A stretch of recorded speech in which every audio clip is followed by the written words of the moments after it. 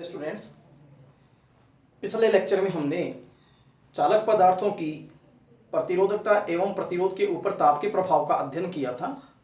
आज हम विद्युत रोधी पदार्थों की प्रतिरोधकता एवं प्रतिरोध पर ताप का क्या प्रभाव होता है उसके बारे में पढ़ने जा रहे हैं। तो लिखिएगा, आर्टिकल है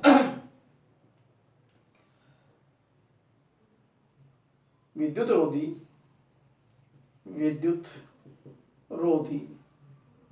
पदार्थों की प्रतिरोधकता एवं प्रतिरोध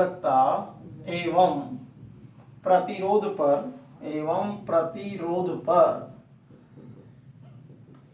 ताप का प्रभाव। तो ये हमारे पास में टॉपिक है, विद्युत रोधी पदार्थों की प्रतिरोधकता एवं प्रतिरोध पर ताप का प्रभाव। ये सेकंड पॉइंट पहले हम चालक पदार्थों के लिए पढ़ चुके हैं। तो फिर क्या है, तो यहां आप लिखिएगा, जब विद्युत रोधी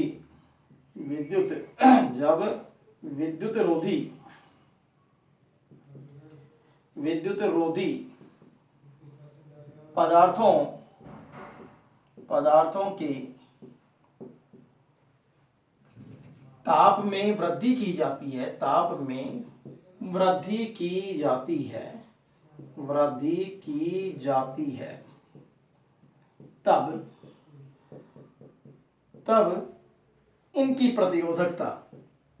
तब इनकी प्रतिरोधकता चरघातांकीय रूप में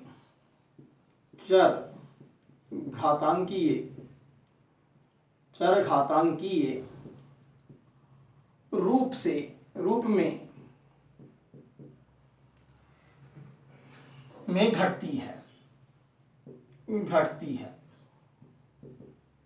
तथा ताप कम करने पर ताप में कमी होने पर प्रतिरोधकता में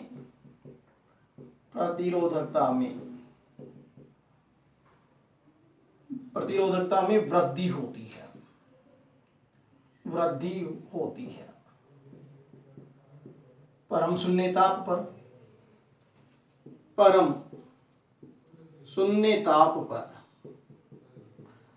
पर इनकी प्रतिरोधकता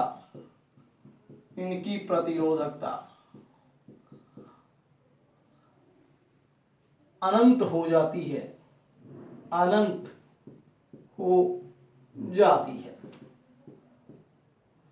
ठीक है, तो फिर हम ये कह सकते हैं कि विद्युत रोधी जो पदार्थ है तो उनकी जो प्रतिरोधकता है वो अनंत हो जाती है। तो फिर इसका उल्टा हमें भी कह सकते हैं, अर्थात चालकता शून्य हो जाती है। अर्थात चालकता शून्य हो जाती है।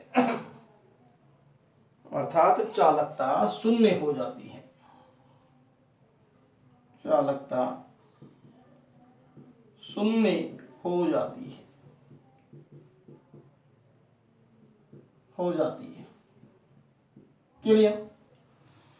अब यहां एक बात है कि जैसे हमने एक फॉर्मूला डेवलप किया था चालक पदार्थों के लिए कि डायरेक्ट ताप के साथ में क्या संबंध है प्रतिरोधकता का, तो फिर वो जो फॉर्मूला है हमारे पास में क्या है, तो फिर इन पदार्थों की ताप पर निर्भरता का व्यंजक इन पदार्थों की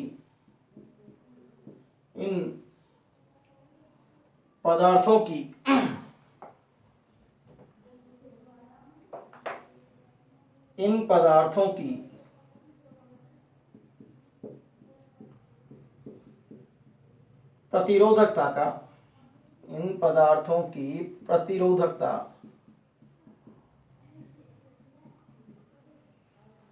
ताप के साथ निम्न प्रकार संबंधित है।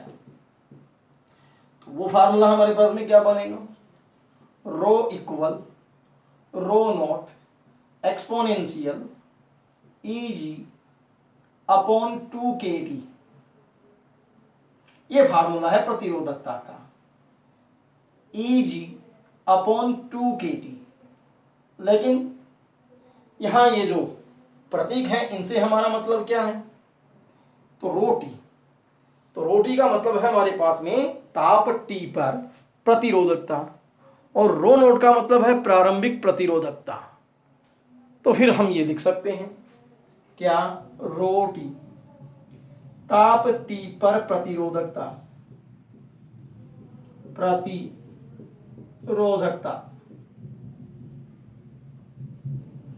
और रो नोट प्रारंभिक प्रतिरोधकता, प्रारंभिक प्रतिरोधकता, रोधकता, और Eg वर्जित ऊर्जा अंतराल, वर्जित ऊर्जा अंतराल, वर्जित ऊर्जा अंतराल, और के है बोल्ट्जमान नियतांक,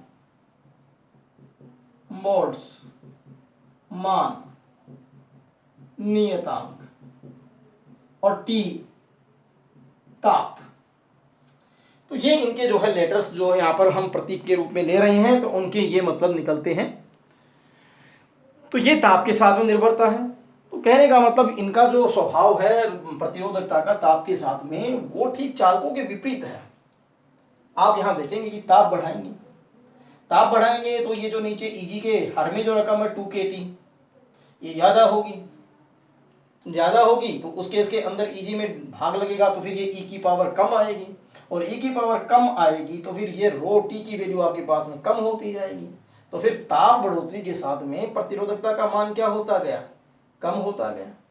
तो यहाँ ये जो संबंध है ये आपके पास में इसका ठीक उल्टा है। तो फिर हम ये भी कह सकते हैं कि यहाँ इन पदार्थों के लिए अल्फा की वैल्यू निकाली जाए तो वो क्या होगी, तो यहाँ वो भी हम लिखेंगे। लेकिन आपको ये बात क्लियर होनी जानी चाहिए कि विद्युत रोधी जो पदार्थ होते हैं, जब विद्युत रोधी पदार्थों के ताप में वृद्धि की जाती है तब इनकी प्रतिरोधकता चर घातांकीय रूप से, ये ई एक्सपोनेंशियल है, ये एक चर घातांकीय फलन है, इसलिए ये बात लिखी गई कि चर घातांकीय रूप में घटती है, तथा ताप में कमी होने पर प्रतिरोधकता में वृद्धि होती है और परम शून्य ताप पर इनकी प्रतिरोधकता अनंत हो जाती है। और ऐसी स्थिति में हम ये भी कह सकते हैं कि चालकता शून्य हो जाती है।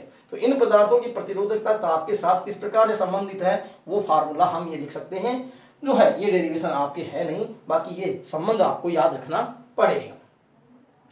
चलिए, तो अब हम, आप ये नोट कर लिया होगा, इससे आगे हम चलते हैं। तो फिर इन पदार्थों की प्रतिरोधकता जो है वो ताप के बढ़ने पर और घटती है,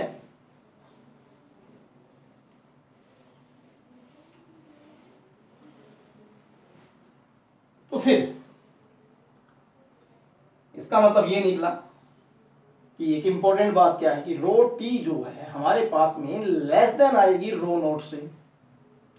तो फिर अल्फा की जो वैल्यू होती है, अल्फा की वैल्यू है rho T minus rho naught upon में रो नोट टी थी, ये अल्फा की वैल्यू थी। तो यहां से दिस एम्प्लाइज अल्फा की वैल्यू हमारे पास में नेगेटिव हो जाएगी, ऋणात्मक हो जाएगी, जबकि चालक पदार्थों के लिए जो अल्फा की वैल्यू थी वो कैसी थी, धनात्मक, जबकि विद्युत रोधी पदार्थों के लिए कैसी होगी, ऋणात्मक। तो ये भी आप नोट कर लीजिए। अब नेक्स्ट बात पर हम आते हैं। तो एक पदार्थ और होते हैं हमारे पास में अर्धचालक। तो अर्धचालक पदार्थों की प्रतिरोधकता पर क्या ताप का प्रभाव है, तो देखिए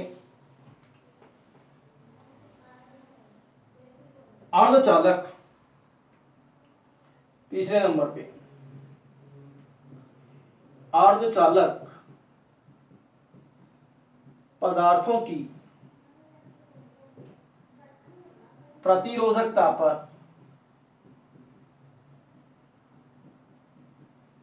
ताप का प्रभाव, ताप का प्रभाव। तो अर्धचालक पदार्थों की प्रतिरोधकता पर ताप का प्रभाव किस प्रकार से हम जो है वो समझ सकते हैं। देखिए इससे क्या होता है, यहां भी ट्रेंड या प्रवृत्ति वैसी है जैसे विद्युत रोधी पदार्थों की है। जब अर्धचालक, ये आप चैप्टर नंबर 16 में इसको डिटेल से पढ़ेंगे ये, लेकिन यहां एक बार देख सकते हैं, जब अर्धचालक पदार्थों की प्रतिरोधकता, जब अर्धचालक पदार्थों के ताप में वृद्धि की जाती है,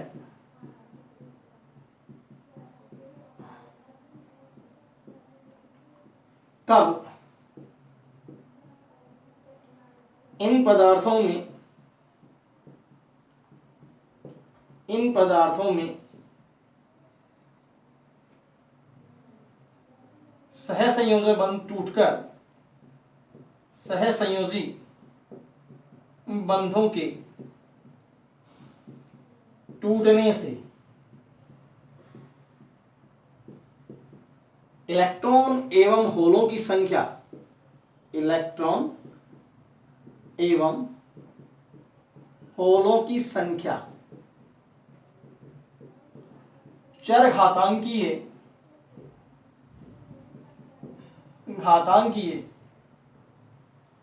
रूप में बढ़ने लगती है,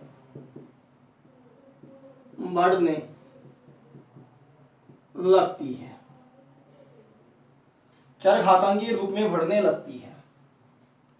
अर्थात आवेश वाहकों की संख्या, आवेश वाहक कौन, इलेक्ट्रॉन और होल, अर्थात आवेश वाहकों की संख्या में वृद्धि होने से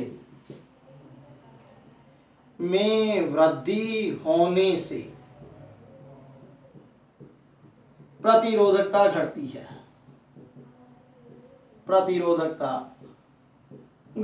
मतलब चालकता बढ़ती है, प्रतिरोधकता घटती है। तो फिर यहां भी ट्रेंड उसी तरीके का हुआ। तो फिर यदि हम दिखाना चाहेंगे किस प्रकार से इन पदार्थों की प्रतिरोधकता ताप पर निर्भर कर रही है, उसको ग्राफीय निरूपण के द्वारा हम दिखाएं। तो ये रो टेम्परेचर प्रतिरोधकता ओम मीटर में, ये टेम्परेचर केल्विन में। तो यहाँ ये इस तरीके का पैटर्न ग्राफ का आपका आता है, जो क्या बताता है कि जैसे जैसे ताप बढ़ाओगे प्रतिरोधकता अर्धचालक पदार्थों की घटती चली जाएगी। तो ये मैंने कहा कि ये डिटेल से पढ़ेंगे कि इलेक्ट्रॉन एवं होल जो हैं वो किस तरीके से बंधों में टूटते हैं। ये जो सेमीकंडक्टर का चैप्टर है उसमें ये बात फिर से आएगी, लेकिन एक बार आप इसको नोट्स के रूप में यहाँ नोट कर लीजिए। चलिए ये हो गया तुम्हारे पास में जो है तीनों पदार्थों की प्रतिरोधकता जो है उसके ऊपर ताप का प्रभाव किस प्रकार का होता है। नेक्स्ट आर्टिकल हम लेते हैं। तो नेक्स्ट आर्टिकल क्या है, देखिए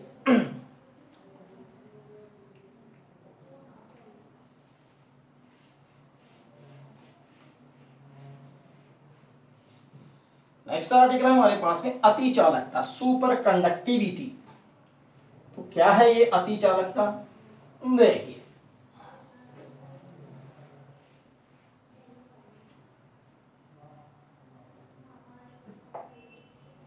अतिचालकता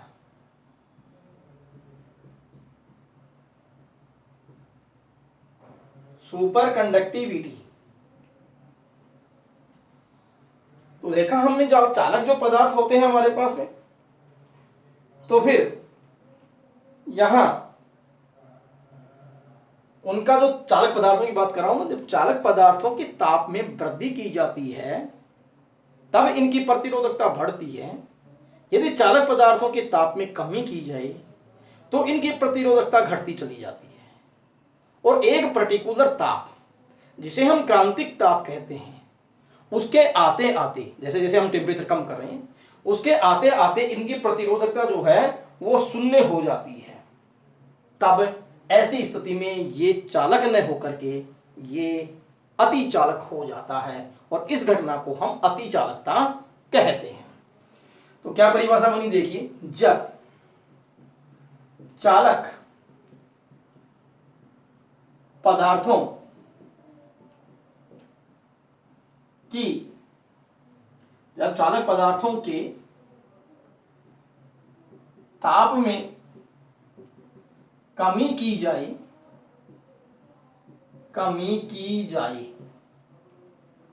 तब इनकी प्रतिरोधकता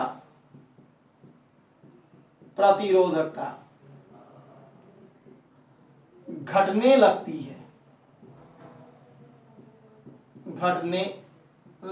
है तथा एक विशिष्ट ताप जिसे क्रांतिक ताप कहते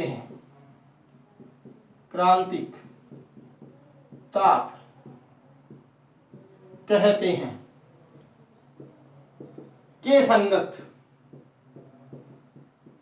प्रतिरोधकता शून्य हो जाती है,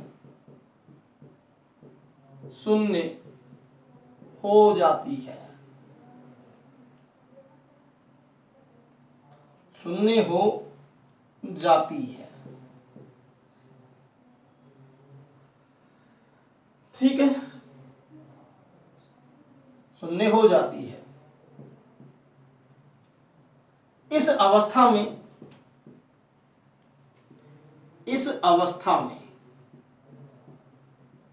चालक अतिचालक कहलाता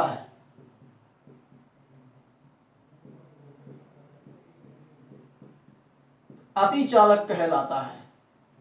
तथा यह घटना अतिचालकता होती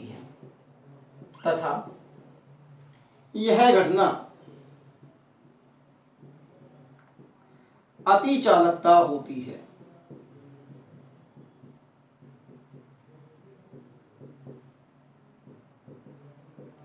तो बहुत ही सिंपल सी बात है, प्रतिरोध बढ़ता है ताप बढ़ाने पर, प्रतिरोधकता घटती है ताप घटाने पर, तो घटाई जाइए। और कहां तक घटाते हुए जाना है, जहां उनकी प्रतिरोधकता शून्य हो जाए तो किसी प्रकार की प्रतिरोधकता नहीं दर्शाएगा। ऐसी स्थिति में वो चालक भी नहीं रहेगा और वो क्या बन जाएगा, वो अतिचालक बन जाएगा। और ये घटना किस नाम से जानी जाती है, अतिचालकता के नाम से जानी जाती है। लेकिन ये जो टेम्परेचर होता है, ये ताप बहुत कम होता है। जैसे हम ये कहें कि हमारे पास में पारे को ही हमने, तो पारे का जो है वो क्रांतिक ताप 4.2 केल्विन होता है और 4.2 केल्विन के ऊपर लगभग -269 डिग्री सेल्सियस। तो ये बहुत कम टेम्परेचर है जिसके ऊपर जो है पारा क्या बन गया, अतिचालक बन गया। तो अब हमारे पास में एक और परिभाषा बनती है कि क्रांतिक ताप क्या है। ये तो अतिचालकता की हुई, तो क्रांतिक ताप कैसे परिभाषित करेंगे कि जब किसी चालक के लिए वह विशिष्ट ताप जिसके संगत प्रतिरोधकता शून्य हो जाए, किसी चालक का वह विशिष्ट ताप जिसके संगत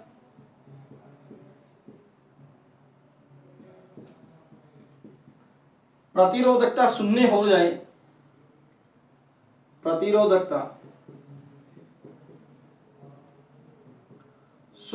जाए, क्रांतिक ताप कहते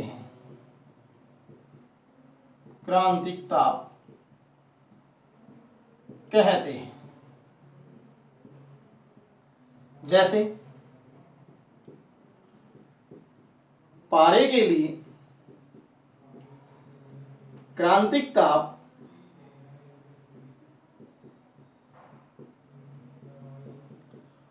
4.2 केल्विन। तो ये जो घटना थी, इस घटना की जो खोज थी वो वैज्ञानिक भौतिक शास्त्री कार्मेलिन ऑनेस ने की थी। लेकिन अतिचालक अवस्था के अंदर पदार्थ के अंदर जो है चुंबकीय क्षेत्र का मान शून्य हो जाता है। तो इस घटना को भी एक अलग से नाम दिया गया है जिसको हम मेसनर प्रभाव या माइजनर प्रभाव कहते हैं। तो फिर एक और हम प्रभाव को परिभाषित करेंगे, इन दोनों को उतार लीजिए। ये अतिचालकता की परिभाषा है, ये क्रांतिक ताप की परिभाषा है, लेकिन अतिचालक अवस्था के अंदर पदार्थ का जो चुंबकीय क्षेत्र है वो शून्य हो जाता है और उस घटना को हम जो है वो मेसनर प्रभाव या माइजनर प्रभाव के नाम से जानते हैं। तो फिर आते हैं माइजनर प्रभाव।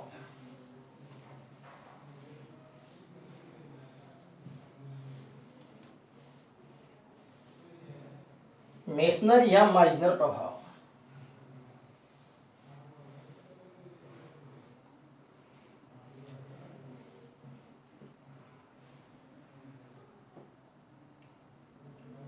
मेसनर प्रभाव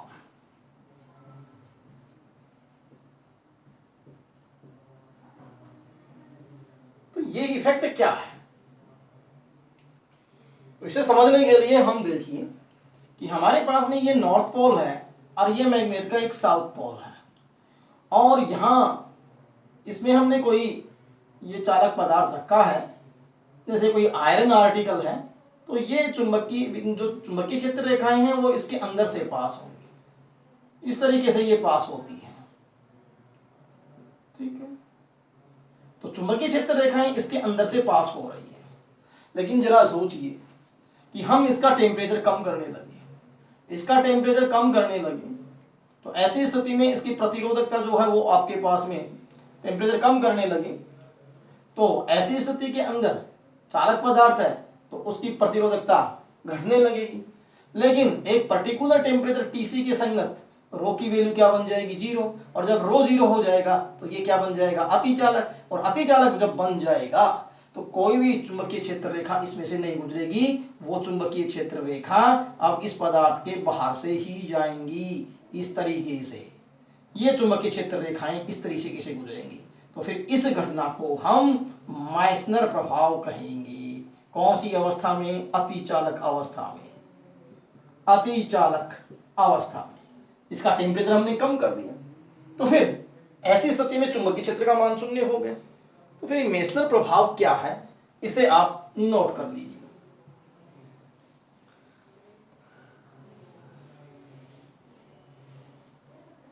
तो लिखेंगे जब चालक अतिचालक अवस्था में पहुंचता है, अतिचालक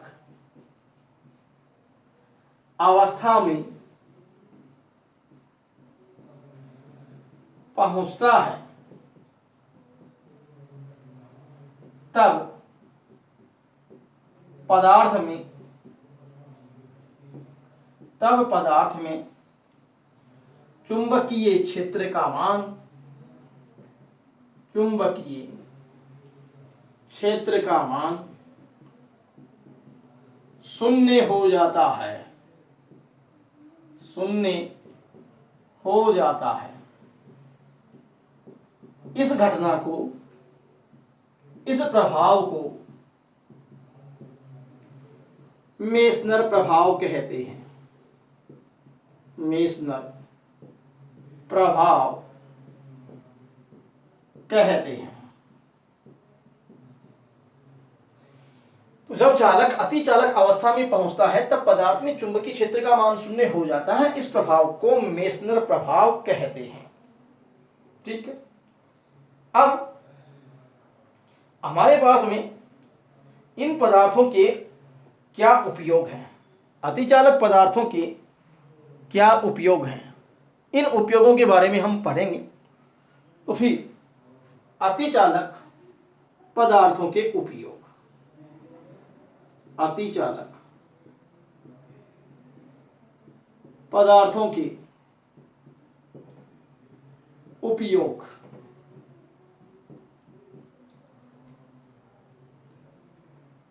नंबर फर्स्ट, अतिचालक पदार्थ यदि हमारे को मिल जाए तो उनकी प्रतिरोधकता शून्य होती है, तो फिर ये पदार्थ हमारे लिए जो है कुछ उपयोगिता दिखा सकते हैं।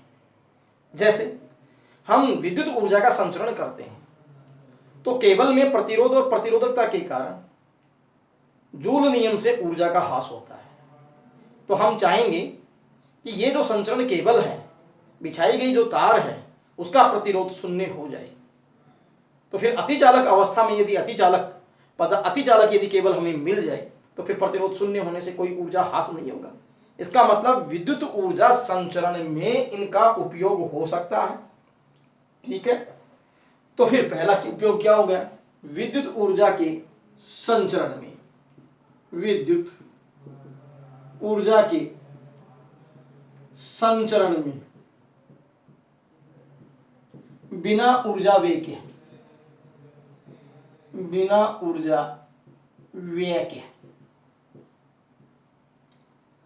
नंबर 2, हम इसका उपयोग सुपर मैग्नेट बनाने में भी कर सकते हैं। जो सुपर मैग्नेट, जिसको हम परम चुंबक भी कहते हैं, तो फिर यहां पर दूसरा हम अतिचालक चुंबक बनाने में, जो अधिक विद्युत जो चुंबकीय क्षेत्र अधिक जो है उत्पन्न करेंगे, अतिचालक चुंबक बनाने में।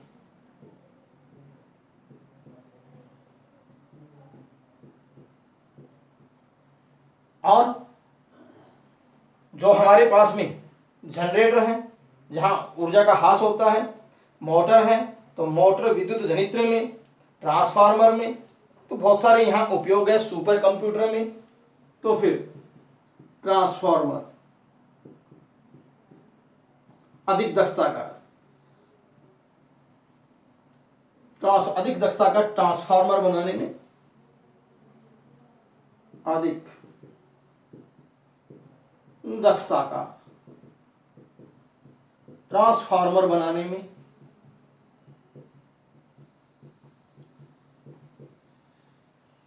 विद्युत जनित्र में,